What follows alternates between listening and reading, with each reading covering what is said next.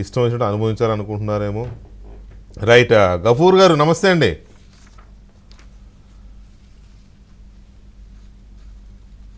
గఫూర్ గారు నమస్కారం.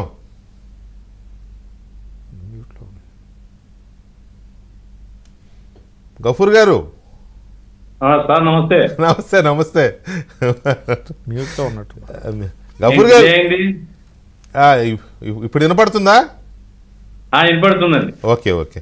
జగన్మోహన్ రెడ్డి గారు మళ్ళీ తను అధికారంలో ఉన్నప్పుడు ఎంత బందోబస్తు అయితే పెట్టుకున్నాడో 900 మంది, అంతమంది కావాలని కోర్టులో పిటిషన్ వేశారు కదా, అది భద్రత కోసమా బిల్డప్ కోసం అనుకోవాలనా?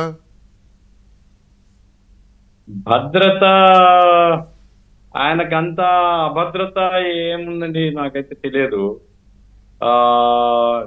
ఎందుకంటే ఆయన సహజంగా ఆయన నేచర్ ఏంటంటే తనని గురించి అందరూ అనుకోవాలి, తనంటే ఒక ప్రత్యేక ఆయన జన్మించడమే ఒక ప్రత్యేక కారణ జన్ముడని కదా ఆయన అనుకుంటుండేది. కాబట్టి ఒక 900 మంది పోలీసులు లేకపోతే హడావిడి ఉండదు కదా. కాబట్టి ఇది భద్రత ఆయనకు అభద్రత ఏముంది? ఆయన మీద ఎవరి కోపం ఉంది? ఎవరు పోయి అటాక్ చేస్తారు?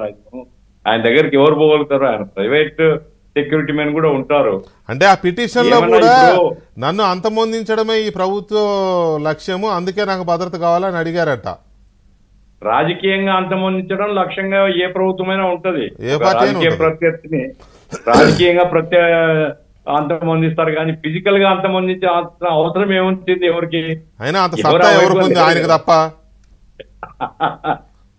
అదే అర్ధరహితమైనటువంటిది అండి. ఆయన ఎంతసేపు ఉన్న ఈ ఈగో ఫీలింగ్స్ తో ఆయన అసలు విషయాలు కాకుండా ఈ చెత్త విషయాలు, నాకు హోదా కావాలా అని కోర్టుకు పోవడం, నాకు సెక్యూరిటీ కావాలని కోర్టుకు పోవడం, ఇవన్నీ కూడా చూసే వాళ్ళకు అసహ్యం అనిపిస్తున్నాయి.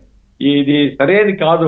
ఒక డిగ్నిఫైడ్ పాలిటీషియన్ కు ఇది సరైనటువంటి వైఖరి కాదు. ఆయన ఇష్యూస్ మీద పోవచ్చు. ఆయన ఇదిగో మీరు అవి చెప్పినారు, ఇంకా సూపర్ 6 అమలు చేయలేదు, ఇంకా చేయలేదు చెప్పొచ్చు.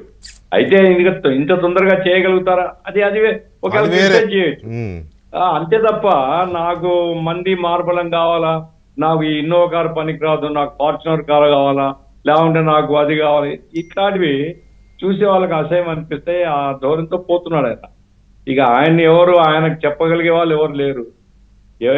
ఇప్పుడు సలహాదారులు ఉండేవాళ్ళు కూడా ఆయనకు జై కొట్టేవాళ్ళు తప్ప, అరే ఇది మంచిది కాదు, మనకు మన ఇమేజ్ టార్నిష్ అవుతుంది అనేటువంటిది చెప్పగలిగే వాళ్ళు ఎవరు లేరు.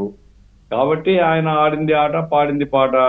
ఇప్పుడు ఈ కోర్టులలో వేయడం, కొంతమంది చెత్త అడ్వకేట్లు ఉంటారు, పనిమాల సలహాలు ఇచ్చేవాళ్ళు. కోర్టుకు పోతే ఏమవుతుందని నాకు అర్థం కాదా. ఇప్పుడు కోర్టు చూసేది పోలీస్ యొక్క రికమెండేషన్ ఏమిటి, ఇంటర్నల్ గా వాళ్ళ అసెస్మెంట్ ఏమిటి, ఎవరికి ఏం ప్రమాదం ఉంది, ఎవరికి ఫ్యాక్షన్స్ లో ప్రమాదం ఉందా, నక్సలైట్స్ తో ప్రమాదం ఉందా, లేకుంటే ఇంకా ఏమున్నాయనేది వాళ్ళు పోలీస్ రిపోర్ట్ చూస్తారు. ఈయనకి ఏం ప్రమాదం ఉంది కాబట్టి ఇవన్నీ కోర్టుకు పోవడం అంటే ఇంకా అపహాస్యం కావడము, ఇంకా నవ్వుపాడు కావడం అవుతుంది. రైట్.